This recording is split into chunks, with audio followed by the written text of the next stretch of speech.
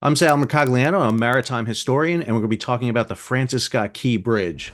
So Dali was coming from the Seagirt Marine Terminal. You actually see that directly under the center span of the bridge. So the vessel, when it left the terminal, actually sailed to the left side of the screen there, made a kind of a 180 circle, and started coming out. And now you see Dali heading out. Everything appears normal on Dali coming out. You see the ship lit up. You see the running lights on the vessel, the top lights, and then you see that the ship goes completely dark. And that is the worst feeling on board. Now, within 45 seconds, the emergency diesel generator should come back online. And the emergency diesel generator is not enough to give propulsion to the vessel, but it can power some key systems. It'll turn the running lights on. More importantly, it'll give you some power to the rudder, but without the main engine turning, without the propeller turning, you won't have a lot of control. So here we see the lights come back on. It's longer than 45 seconds. So there's a bit of a question here. Was it the emergency generator coming on, or was the ship restoring main power? Here you start seeing black smoke coming from the stack. This is the second diesel generator coming on, the number 2 diesel generator. Ship had 2 of 4 running. When the ship lost power, the backup diesel generator came online. That is it starting, belching out black smoke at the time. They lose lights here, and that's really key. One of the things to notice is the ship's running lights are still on, so the emergency generator is still running, but the main power for the vessel has cut back off again, meaning that they can't get power to the propulsion, to the propeller, and most importantly, as they're coming out, there's a channel to the left there sending water out. That's one of the things that's contributing to the ship, what appears to be turning toward the bridge. In truth, what's happening is the back end of the ship is being pushed because of the size of Dali and the shallow nature of the channel. You get impact on the vessel with things called bank suction. As the bow gets close to a side or a section of the channel, it actually creates a cushion of water through it that throws it off. At the same time, the propeller, as it's spinning, and it's still spinning at this point, it's just slowing down, will want to suck in toward the bank. So ships do not stay dead center in a channel. Once power is lost, we see a restoration of power, lights come back on. According to the NTSB's preliminary report, the pilot on board orders hard left rudder. He has already sent, or he or she has already sent word to close the bridge down. We see the last of the vehicles coming across the bridge. This is literally within seconds here of the strike, and all of this takes place in 4 minutes. It's really easy to break this down in slow motion and talk about what should be happening, but this is all happening in a very quick moment here. And unfortunately, the ship is now heading right toward that southern pier. They have dropped the port anchor, and the anchor is spilling out. They just never get the anchor to bite, and then you see that big huge plume of water as they hit the bridge there. That's the ship physically striking the bridge. And when you look at overhead pictures, you'll see the 4-lane highway across the bow of the vessel and actually forward of where the bridge is. It shows you the forward momentum of the ship. As that bow came on, the person who was dropping the anchor had to run for his life to get out from underneath that bridge as it was falling on the vessel. C-13 dispatch, the whole bridge just fell down.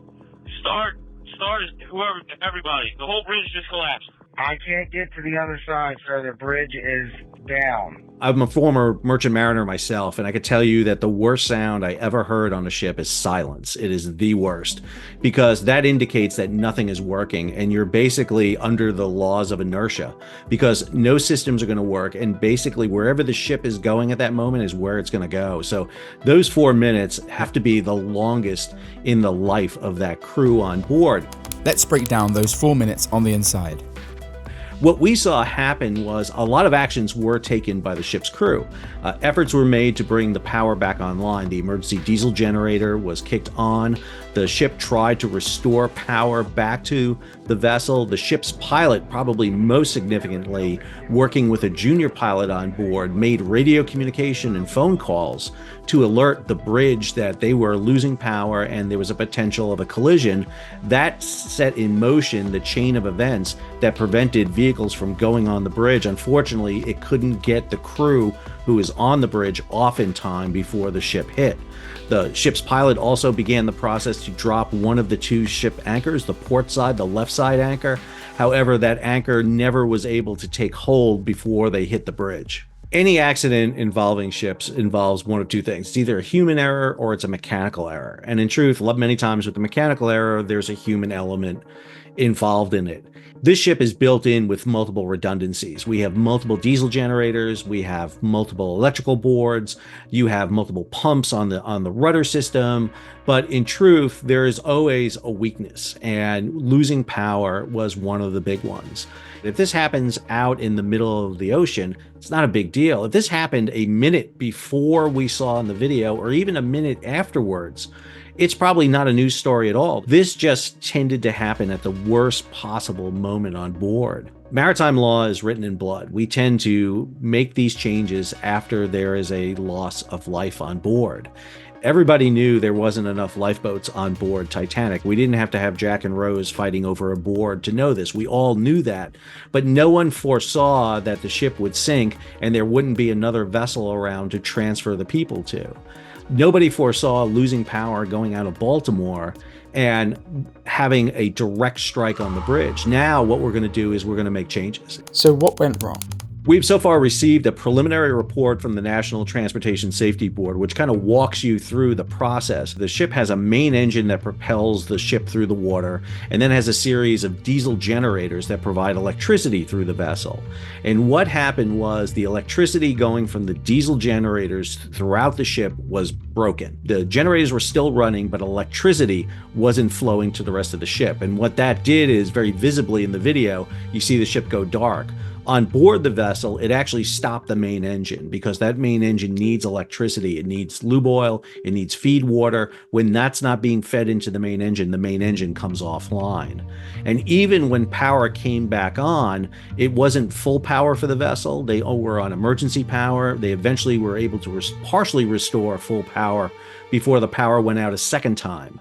And in those 4 minutes, they were just not able to get control of the vessel back. And what you saw is the vessel began to drift to starboard and head toward the southern pier of the Francis Scott Key Bridge before that collision takes place and the bridge comes down. So a collision is involving two moving objects. An elision is involving one moving object and a fixed object. So by technical terms, the Dali hitting the Francis Scott Key Bridge is an elision. Ships losing power is not uncommon. We see this happen quite a bit, but it usually happens out at sea and in areas where loss of power is not critical to the ship's maneuvering and its safe navigation. What makes this unique is that motor vessel Dali was exiting from the port of Baltimore, and that loss of power led it to the collision with the Francis Scott Key Bridge. Motor vessel Dali is just under 300 meters in length. It can carry up to 10,000 TEUs, or 20-foot equivalent units. Those are the measurements for containers. Today, we see ships as big as 24,000 TEU out there, but Dali, built about 10 years ago, is a good medium-sized container ship. It was sailing with just under 5,000 containers on board from the port of Baltimore. It was heading for the Panama Canal and eventually for Colombo in Sri Lanka. Flagged in Singapore, it has a crew on board from India. There would be local pilots on board from the state of Maryland to assist the ship's master in navigating the vessel out of the port of Baltimore out into the Atlantic. But it ultimately falls on the shoulders of the ship's master, the captain, to ensure the ship will safely navigate through the waters.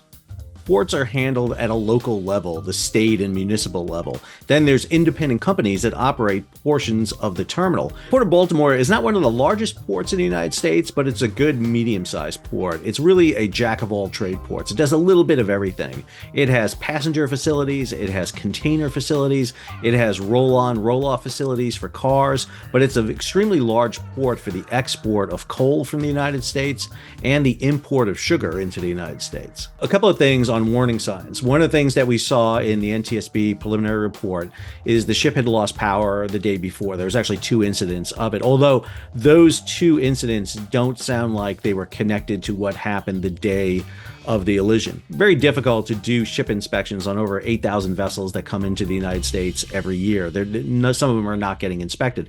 Now, this ship was inspected by the U.S. Coast Guard back in September in New York and passed its inspection. And this vessel has passed most of its inspections with flying colors. There have been a few incidents, but that's not unusual on a ship over the course of 10 years. You would not expect troubles out of a vessel like this.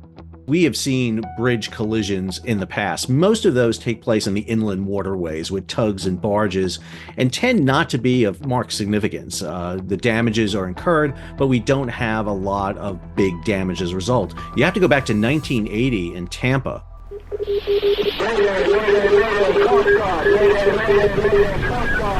All emergency equipment out to the Skyway Bridge. The Skyway Bridge is down. There's a mayday. Emergency situation. Stop the traffic on that Skyway Bridge. A ship departing from the port of Tampa hit the Skyway Bridge and actually collapsed. A large portion of the bridge led to fatalities in the dozens. 2 similar bridges hit with catastrophic results. We brought in one of the country's top bridge engineers to find out more. I'm Anil Agrawal, Professor of Civil Engineering at the City College of New York. When the Sunshine Bridge collapsed, that actually was a motivation to develop the guideline for design of bridges against this kind of ship impacts. This kind of event is very low probability, but massive consequence event. Probably could occur once in 100,000 years. So essentially, if you have a bridge built more recently after 2000, this kind of bridge, it's quite likely that the bridge was actually designed for impact resistance. You don't have to design the bridge for impact. Bridges are not supposed to be impacted. Rather, we can do the design of the peripheral system. And the goal will be to completely prevent a ship from going near the bridge pier, let alone impacting. And this is very similar to what we do when we have a terrorism risk, that if a building is at the risk of terrorism, explosion, one of the measures you take is that you don't let any vehicle go near the building. You put these bollards and the vehicle cannot go beyond that point. Don't let the vehicle go near the building. And we're safe. But what happens when the dolphin isn't strong enough? Even if the Dali did hit one of the 4 dolphins around the pier, which it didn't, what chance do they stand against a mega container ship as large as the Dali or much larger?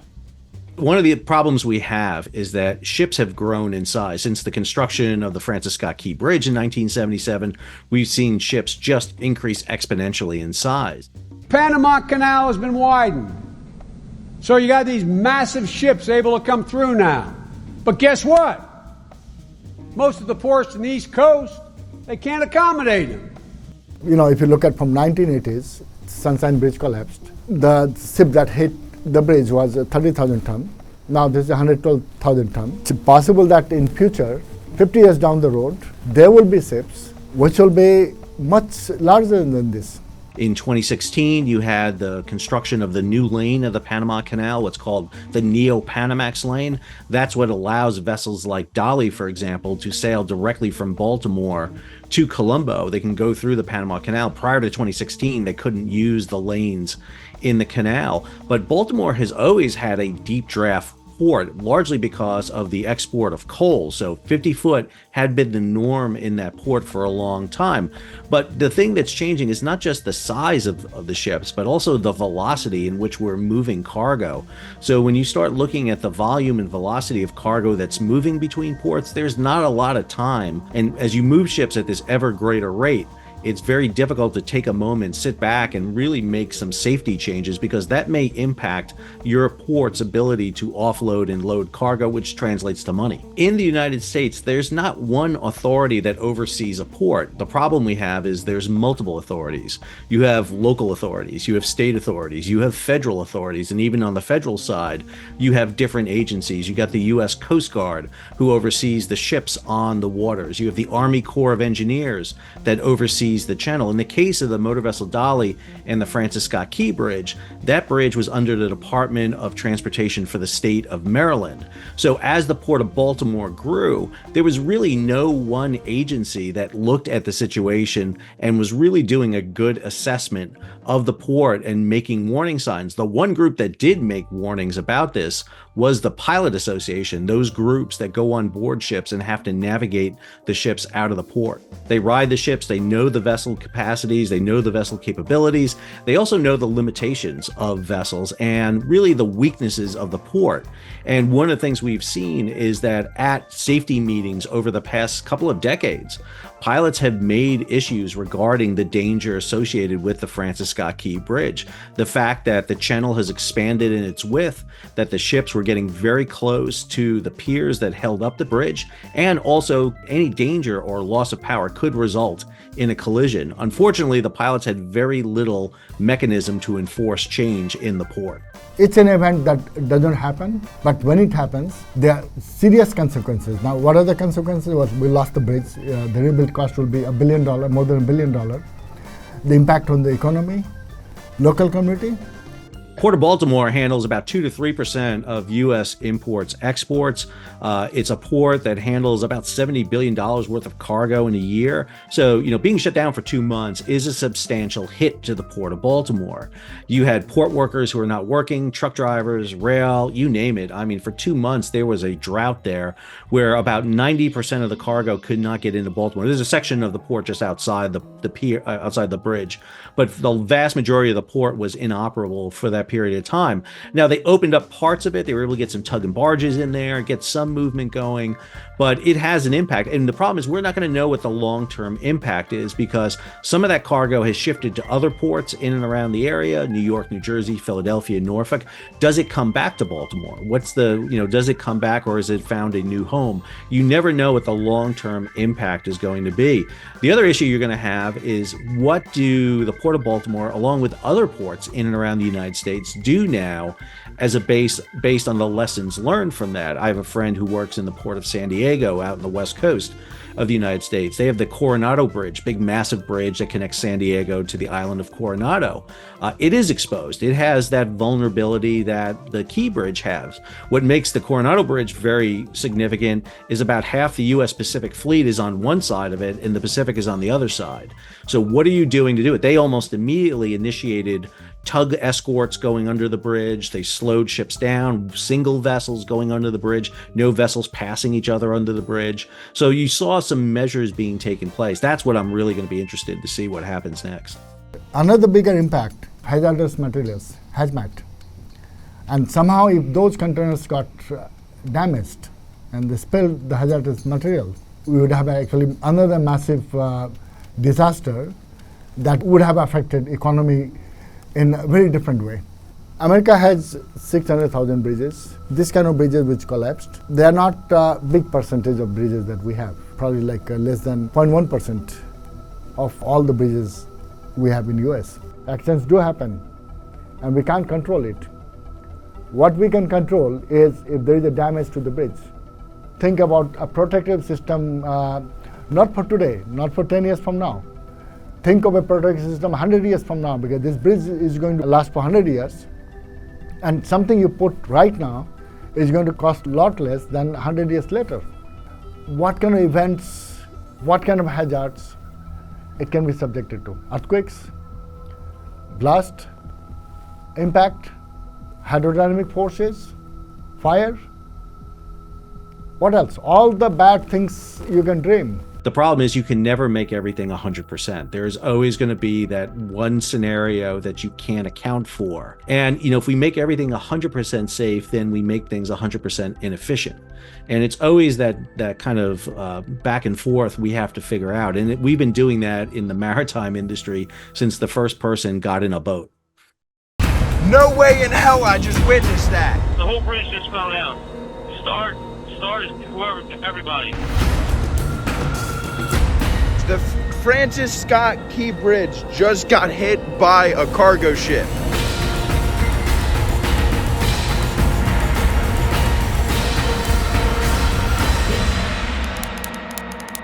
This is a masterclass in maritime disasters. Thank you so much for watching. Let us know what you think in the comments and stick around for a quick look at another one of our brand new shows, ready to watch right here on the Daily Mail. I'm New York City Police.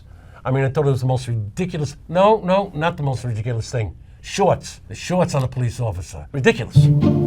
We wanted to know how professionals have changed over time, so we got 3 different experts from multiple decades to share their experiences. I worked for the New York City Police Department from 1969 to 1996. I served in the New York City Police Department for 20 years, from 1986 to 2006. I served as a member of the New York City Police Department from 2003 to 2023.